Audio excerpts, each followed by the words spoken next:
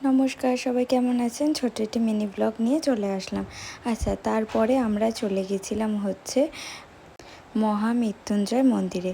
এই মন্দিরে জানেন তো একটা কথা আছে, এই মন্দিরের জল যদি আপনি ৪২ দিন খান তাহলে আপনার পেটে ব্যথা একদম, পেটে যে কোনো প্রবলেম একদম কমে যাবে।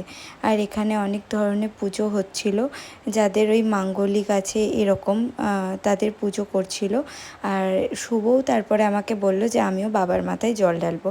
আর একটা সবথেকে ভালো জিনিস কী লাগলো জানেন? এই যে এই ছোট বাচ্চাগুলোকে বাবা নিজের বাড়িতে নিজের স্থানে কি সুন্দর জায়গা দিয়েছে। সত্যি আমাদেরও শেখা উচিত যে আমরাও যাতে এই বাচ্চাগুলোকে একটু ভালোবাসি, একটু খেতে দিই, একটু জায়গা দিই। তারপরে আমরা বাবার মাথায় দুজনে জল ঢাললাম। আর এইটা দেখুন, এইটা তো আমার সবথেকে পছন্দের। এই যে এখানে হচ্ছে স্বয়ং বাবা আর এখানে হচ্ছে তার শিষ্য। আচ্ছা, এটাই হচ্ছে সেই মহামৃত্যুঞ্জয় কূপ, যেখান থেকে টানা ৪২ দিন আপনি যদি জল পান করেন তাহলে আপনার পেটের যে কোনো সমস্যায় সমাধান হয়ে যাবে। এই বিশ্বাস নিয়ে এই কূপের জল সবাই খাচ্ছে। আচ্ছা, এইটা হচ্ছে মন্দির, আর মন্দিরের অপোজিটে এই ছোট্ট ভাইটা দাদুর দোকান থেকে আপনারা যদি চান ডালা নেবেন।